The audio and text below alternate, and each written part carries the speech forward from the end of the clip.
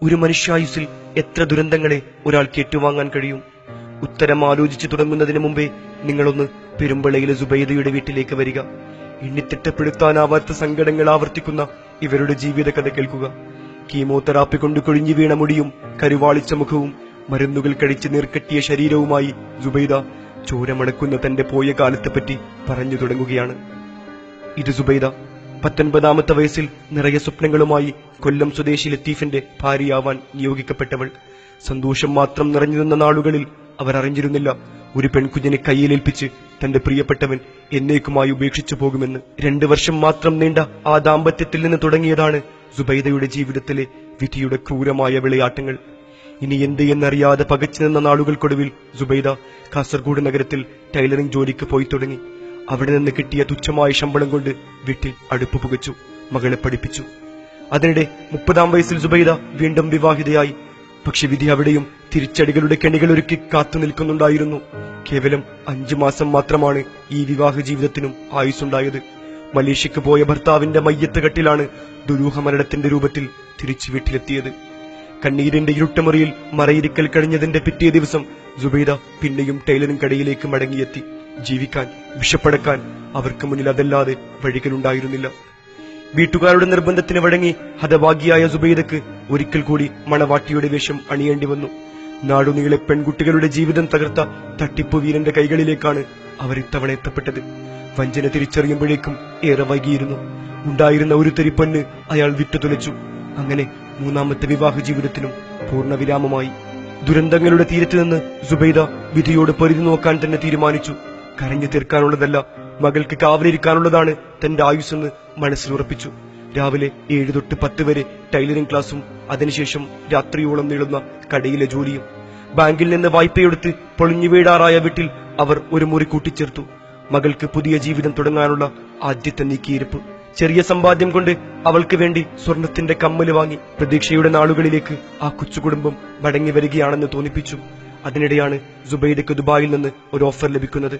അവിടെ താമസിക്കുന്ന കാസർകോട്ടെ പെൺകുട്ടിക്ക് ടൈലറിംഗ് പഠിപ്പിക്കാനായിരുന്നു ക്ഷണം. കടങ്ങളെല്ലാം തീരുമല്ലോ എന്ന് വിചാരിച്ച് അവരതിന് സമ്മതം മൂളി. പക്ഷേ മരുഭൂമിയും ചതിക്കാൻ വേണ്ടി മാത്രമായിരുന്നു അവളെ മാടി വിളിച്ചത്. പോയതിന്റെ 2ാം മാസം മൂത്രത്തിലെ പഴുപ്പിന്റെ രൂപത്തിലായിരുന്നു അസുഖങ്ങളുടെ തുടക്കം. രോഗം മൂർച്ഛിച്ചതിനെ തുടർന്ന് നാട്ടിലേക്ക് മടങ്ങേണ്ടി വന്നു. മംഗലാപുരത്തെ ആശുപത്രിയിൽ വെച്ച് ഓപ്പറേഷൻ നിർദ്ദേശിക്കപ്പെട്ടപ്പോൾ കെട്ടിവെക്കാൻ പണമില്ലാത്തതിനാൽ അവർ തിരിച്ചു വന്നു. പിന്നീട് കടം വാങ്ങിയ പണം കൊണ്ട് നാട്ടുമരുന്നിലെ പാഴായിപ്പോയ പരീക്ഷണങ്ങൾ. അതോടെ വയർവേർക്കുകയും വേദന അസഹനീയമാവുകയും ചെയ്തു. പരിയാരം മെഡിക്കൽ കോളേജിൽ അഡ്മിറ്റ് ചെയ്തപ്പോഴാണ് വിധി യാതൊരു ദയയും കാണിക്കാതെ പരിശോധനാഫലം വെച്ചു നീട്ടിയത്. ഗർഭാശയത്തിൽ ക്യാൻസറാണ്. അത് അണ്ഡാശയത്തിലേക്ക് കൂടി പടർന്നിരിക്കുന്നു. വയറിനകത്തെ മുഴ പൊട്ടിയിട്ടുണ്ട്. അർബുദം 2 ഘട്ടങ്ങൾ കടന്ന് മരണം മണക്കുന്ന 3ാം സ്റ്റേജിലേക്ക് എത്തിക്കഴിഞ്ഞിരിക്കുന്നു. ലോൺ തിരിച്ചടവ് മുടങ്ങിയ 6ാം മാസത്തിലാണ് അതിനേക്കാളേറെ വേദനയുമായി ക്യാൻസർ എന്ന ദുരന്തം ക്ഷണിക്കപ്പെടാത്ത അതിഥിയായി ഈ വീട്ടിലേക്ക് എത്തുന്നത്. അങ്ങനെ പുതിയൊരു ലോൺ ബുക്ക് കൂടി തുറന്ന് സുബൈദ എന്ന ക്യാൻസർ രോഗി മറ്റൊരു ബാധ്യതക്കാരി കൂടിയായി മാറി. അപകടകരമായ അവസ്ഥയിലാണ് അവരുടെ ഗർഭപാത്രവും അണ്ഡാശയവും നീക്കം ചെയ്തത്. എന്നിട്ടും അർബുദകോശങ്ങൾ വിട്ടുപോവാൻ കൂട്ടാക്കാതെ ശരീരത്തിൽ പറ്റിപ്പിടിച്ചു കിടക്കുകയാണ്. പനിയുടെയും ഛർദിയുടെയും രൂപത്തിൽ അത് സുബൈദയുടെ ദുർബലമായ ശരീരത്തെ സ്ഥിരമായി ആക്രമിച്ചുകൊണ്ടിരിക്കുന്നു.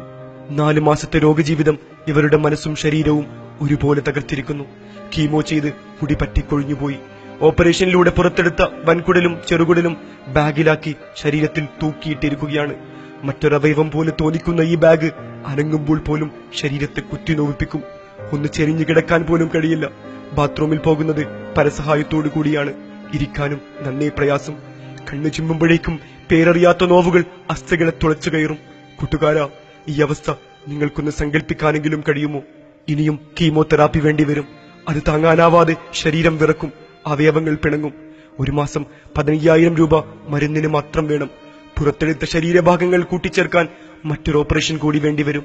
അതിനിടയിലാണ് അടവ് മുടങ്ങിയതിന്റെ ബാങ്ക് നോട്ടീസ് വന്നു നിൽക്കുന്നത്.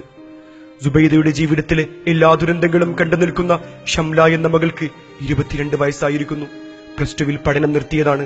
കുറച്ചുകാലം ഒരു മെഡിക്കൽ കടയിൽ ജോലിക്ക് നിന്നു.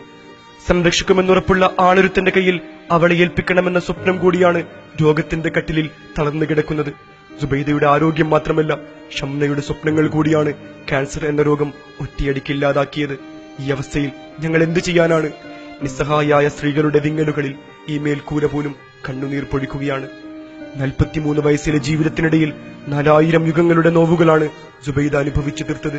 അതിനിടയിലും രോഗം തുടങ്ങിയതിനു ശേഷം നിസ്കാരം മുടങ്ങിയതിന്റെ പരിഭവങ്ങളാണ് അവർക്ക് പങ്കുവെക്കാനുള്ളത്. മകളെക്കുറിച്ചുള്ള ആശങ്കകളിൽ ഇളകിമറിയുന്ന കടലാണ് ആ കണ്ണുകളിലൂടെ നിറഞ്ഞൊഴുകുന്നത്. ദുരന്തങ്ങൾ കൊണ്ട് മാത്രം സ്വന്തം ജീവിതമെഴുതിയ സുബൈദയുടെ ബാക്കി കഥ പൂരിപ്പിക്കേണ്ടത് നമ്മൾ ഓരോരുത്തരുമാണ്. ക്യാമറമാൻ നാസർ മാനിയോടൊപ്പം കയ്യും മാന്യ, ഈ വിഷൻ ന്യൂസ്.